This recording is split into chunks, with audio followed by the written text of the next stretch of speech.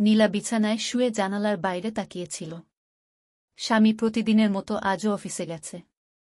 বাড়ি তার চুপচাপ, নিঃসঙ্গ। বিয়ের পর থেকে নীলা একা একা এই বাড়িতে বসে থাকে। সেজন্য সে একজন কাজের ছেলে রাখতে চেয়েছিল। একদিন বাজার থেকে এসে দেখে এক যুবক দরজার সামনে দাঁড়িয়ে। ছেলেটির চেহারায় কিছুটা দুঃখের ছাপ ছিল।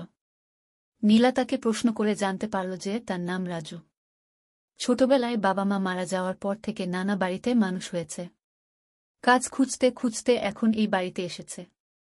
নীলা রাজুকে কাজের জন্য রেখে দিল। রাজু খুবই পরিশ্রমী আর নম্রভদ্র ছেলে।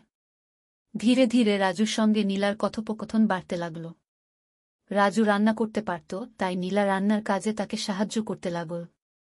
কাজের ফাঁকে ফাঁকে রাজু নীলার সঙ্গে গল্প করত।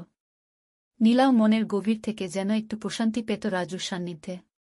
একদিন দুপুরে নীলা রান্নাঘরে রান্না করছিল। রাজু এসে বলল, আপা, আপনি একটু বিশ্রাম নিন, আমি বাকি কাজগুলো শেষ করে দিচ্ছি। নীলা একটু অবাক হল, কিন্তু রাজুর নিরীহ মুখের দিকে তাকিয়ে রাজিকে আর কিছু বলতে পারল না। রাজু তার কথামতো রান্নাঘরের সব কাজ শেষ করে দিল। রাতে নীলা স্বামীর জন্য অপেক্ষা করছিল। প্রতিদিনের মতো আজও তার স্বামী দেরি করে ফিরল। নীলার মনে এক অদ্ভুত অনুভূতি হল।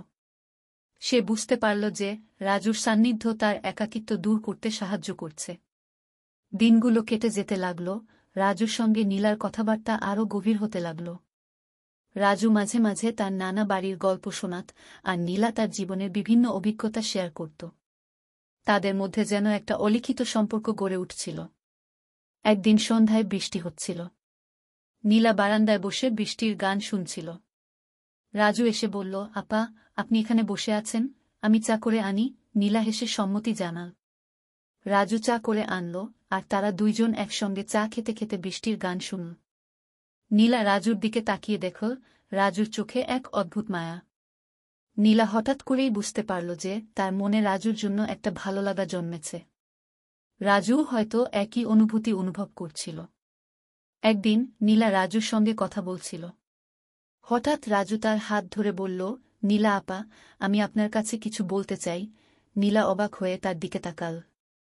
রাজু বলল, আপনার প্রতি আমার একটা বিশেষ অনুভূতি আছে। আমি জানি এটা ঠিক না, কিন্তু আমি আপনাকে খুব ভালোবাসি। নীলা চুপ করে থাকল কিছুক্ষণ। তারপর বলল, রাজু, আমিও তোমার প্রতি কিছু অনুভব করি। কিন্তু আমাদের এই সম্পর্ক সমাজের চোখে ঠিক নয়। রাজু বলল, আমি জানি আপা, কিন্তু আমি আপনার ভালোবাসা ছাড়া বাঁচতে পারব না। নীলা ও রাজু সিদ্ধান্ত নিল যে তারা নিজেদের সম্পর্ককে এক সীমার মধ্যে রাখবে। তারা একে অপরকে ভালোবাসবে, কিন্তু সমাজের চোখে যেন তাদের সম্পর্ক নিয়ে কোনো প্রশ্ন না ওঠে। রাজু আরও মন দিয়ে কাজ করতে লাগল। নীলা আর রাজুর মধ্যে একটা অদ্ভুত বোঝাপড়া তৈরি হল। নীলা যখনই বিষণ্ণ হতো, রাজু তাকে সান্ত্বনা দিত। রাজু নীলাকে বিভিন্ন ধরনের গল্প শোনাত, তাকে হাসানোর চেষ্টা করত। একদিন নীলার স্বামী হঠাৎ করেই বাড়ি ফিরল। নীলা একটু ঘাবড়ে গেল, কিন্তু রাজু নিজেকে সংযত রেখে কাজ করতে লাগল। নীলার স্বামী কিছুই বুঝতে পারল না। দিনগুলো কেটে যেতে লাগল। নীলা ও রাজুর সম্পর্ক আরও গভীর হল। তারা বুঝতে পারল যে একে অপরের পাশে থেকে তারা নিজেদের জীবনকে আরও সুন্দর করে তুলতে পারবে। রাজু বলল, নীলা আপা, আমি একদিন বড় কিছু করতে চাই। আমি চাই আপনি আমার পাশে থাকুন। নীলা হাসিমুখে বলল, রাজু, আমি সবসময় তোমার পাশে আছি। আমরা একে অপরকে ভালোবাসি, সেটাই বড় কথা। নীলা ও রাজুর সম্পর্ক সমাজের চোখে হয়তো ঠিক নয়, কিন্তু তাদের মধ্যে যে ভালোবাসা ছিল তা ছিল নিঃস্বার্থ ও গভীর।